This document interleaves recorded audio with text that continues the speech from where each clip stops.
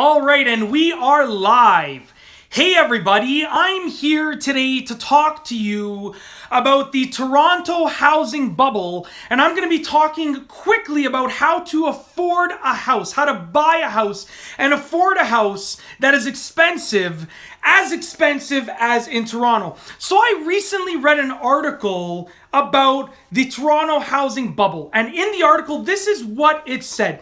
The article said that it would take the average person saving the average amount of money 20 years to save up enough money to put a 20% down payment on a house in Toronto.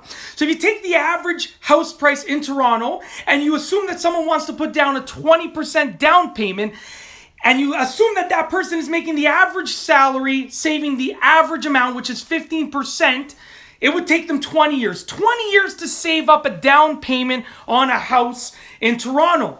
Now, let me just put some perspective into this. The houses in Toronto have shot up in price, skyrocketed in price. The houses that were $500,000 5 years ago are now selling for $800,000, $850,000, literally with barely any work being done to them. So if you say to a person right now that is, 24 years old, just starting work, it's going to take you until you're 44 to save up enough money to buy a house just for a 20% down payment. And by then, that equivalent amount will only be like 3% or something like that. They're gonna freak out and just say home ownership isn't happening for me. But here's the thing, whenever I read these articles, they always focus on the problem, not the solution. Now, if you're interested in the solution, hit that thumbs up button right now in the video, because I'm going to talk to you about the solution and how this Toronto housing bubble and this Toronto market of these crazy prices relates to everyday motivation. So basically, all of these articles continually say people can't afford houses in Toronto. Well, if people can't afford houses in Toronto, then why are the houses continually selling? Now, let me tell you why. Because there's a small percentage of the population, and I'm not only talking about the population that is currently in Toronto, because people can be moving to Toronto as well. There's a small percentage of the population that is willing to do what is necessary to buy a house, to accomplish their goals, to achieve their dreams. So if you need to save up, let's say the house you want to buy is $800,000, you need to save up $200,000. Even let's just say you want to put down $100,000. You need to save up $100,000. Now you are only able to save, let's say, $30,000 from your salary if you are completely saving every penny. Well, then you need to save more money, or it's going to take you 3 to 4 years to save that $100,000, and by then that $100,000 won't be worth as much. So what do you need to do? Not only do you cut your spending, which you've already done sort of to the maximum degree, but you increase your earnings. You earn more money. That's the solution to the problem. Every time I read an article, they try and bring out the emotion. They try and draw on the emotion of compassion. They try and make us feel sorry for those that can't afford a house. But you know what? Did anyone feel sorry for me when I was staying up until 2:30 in the morning making videos to be able to afford my house? No. Did anyone feel sorry for me when they were taking a nap on Sunday afternoon and I was busy working on my house that I was able to afford, doing the work myself so I could actually save more money to buy my next house?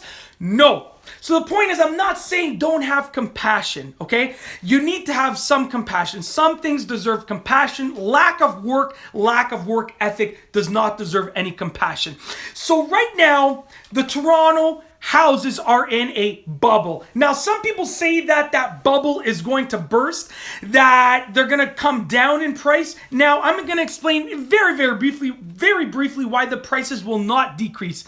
You have houses in Toronto. They're not building more houses in Toronto. What they're doing is they're actually building fewer because they're demolishing houses to build condo buildings and blah, blah, blah, and all this other sort of stuff. So the number of houses in Toronto is decreasing. And once again, give this video a thumbs up right now in this live stream, guys. Ask any questions. If you have any questions, just comment below. I'll try and get to them as quickly as I can. The number of houses is going down. the population is increasing.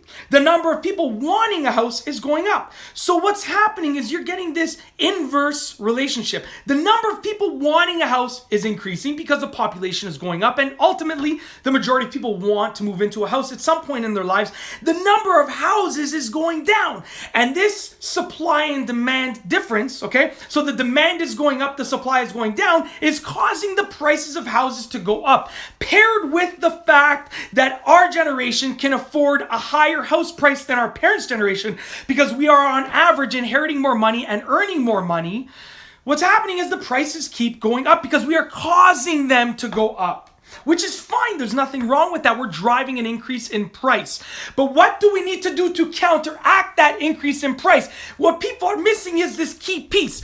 We're driving the prices up, but we're not doing the necessary things to counteract it, which is earning extra income. So what do? Start a YouTube channel to earn extra income. Start an Instagram account to earn extra income. Get an extra job. Listen, I don't care what you do, but the point is you shouldn't be complaining like I read in all these articles about how we can't afford houses in Toronto, because complaining isn't the right thing to do. Instead, if you want to be able to afford a house in Toronto, make the difference. If you literally were to devote every spare hour of your time right now to earning extra income, okay? No more watching TV at nights and weekends, no more taking naps, just devote the time. I can guarantee that in 3 years, as long as you're working full-time and devoting all of this extra time to side hustles. I actually released a side hustle video recently. I don't know if it got released yesterday morning. I believe it was yesterday morning at 9 a.m. Go check out my videos and look at the side hustle video if you want to know some side hustles. But if you devote all of your spare time to earning extra income and you save your full-time income money as much as possible, in 3 years, you can have a lot of money. And it doesn't really matter what your full-time income is. As long as you're earning above 40 grand a year, you can accomplish this. You can have enough money to put a down payment on a house. You can have the 100 grand that you're looking for. You can have much more. And the good thing about it is that if you are developing these side hustles, so we have a comment here. Hi bye is the username. Hello, hi bye. Thanks for stopping by in the live stream and commenting. If you have any comments or concerns, please let me know in the comments section. So we have a number, $110,000 grand. Okay, so if you want to save up $110,000 for a down payment on a house, whether you live in Toronto or somewhere else, you need to devote 3 years. That's my rule of thumb, 3 years to doing it. And the first year will be building. Now, you're always gonna have to save your full-time income. If you're making 40 grand, 80 grand, 60 grand, you're gonna save a fraction of that no matter what. What will make the difference is the no problem. We got a thank you comment, no problem. What will make a difference is the extra income. Your first year is developed towards building that online entity or that side hustle, whether it's a landscaping business, a YouTube channel. They said bye. Okay, bye. See you later. I'm still going to continue the conversation.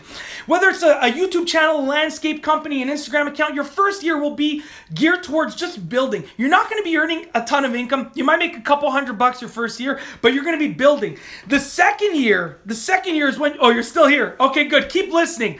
The second year is going to be expanding. So if you take that money from the first year and you reinvest it into that side hustle, then second year is going to be expanding. You might earn an extra 10 grand, we'll say, in the whole year, but you're reinvesting a good portion of it. The third year is when you earn that income. In the third year, you can earn anywhere between $10,000 and a lot more money, 50 grand, if you really put your mind to it and you devote your nights and weekends to doing it. And then you don't have to reinvest that. You can take that 50 grand that you earn, let's just say 40, 50, 30, 60, whatever it ends up being, let's just say 50, and you will have saved up to $50,000 from your full-time job and you have 100 grand. If you want more, thank you for subscribing. I really appreciate it. Thank you. We got a comment in the comment section saying that, hi, bye, subscribe. Thank you very much. You take that money and you put it towards a house. And guess what? If you buy a house in 3 years for $1 million, because that's what, the average is going to be at right now, it's probably close to that. But let's say you buy a fixer-upper for $1 million and you invest 50 grand into it and you hold on to that house, okay? In a couple years, it's going to be worth $1,300,000 at the way that the market's going. So you will have made $300,000. So this is what ends. Thank you for the thumbs up. I really appreciate it. This is what ends up happening. You worked hard to earn that 100 grand for that down payment on the house. Then you put some time into the house, you know, and just with time, even if you don't renovate it, it will probably still appreciate $200,000 to $300,000 in a few years with the way that the market is working right now. That $100,000 that you invested, you held on to it for 3 years in that house, and that $100,000 now turned to an extra 200, so 300 in total. Okay, and that's how you make your money work for you. All that you have to do is work really hard for 3 years, and then the money will work for you. I apologize that I keep looking at the screen. I'm doing a live stream from my phone, so I'm sort of trying to keep looking at the camera. But that's how you make your money work for you. Imagine each dollar is a little soldier. Let's see if I have any change here. Each dollar. So what kind of side hustles do you have? This user asks. So let me give you one sec. This dollar right here, imagine this is a little soldier. You want it to go out and come back with 10 more. That's what you want to happen. What kind of side hustles do you have? I'm not going to go into detail about all of them because it's been about 8 years, I would say, that I've been doing stuff online. But the majority of the side hustles that I have are online and are focused on Instagram and YouTube. There are many different avenues, but those are the two main ones. I have stuff that I did 7 years ago that still brings in a little bit of revenue. It's not a lot, it's a little bit of revenue, but the main chunk, we'll say, comes from YouTube and Instagram. I'm not going to go into specifics. If you do your research and you go on my personal Instagram account, which is at Mike Chimmy, MikeChimmy. If you go into my personal Instagram account, let's put it on a piece of paper right now, you will see some of the details and you can sort of get your own inside scoop at Mike Chimmy. Let's put it down right here so you can get a visual. Hopefully this turns out the right way. No, it's backwards. But MikeChimmy on Instagram. If you do that, you got it right there. MikeChimmy. Go follow me right now. Send me a direct message. Comment on my picture. I will respond as quickly as I can and as often as I can. But those are the big chunks of my side hustles. And once again, it's taken a long time.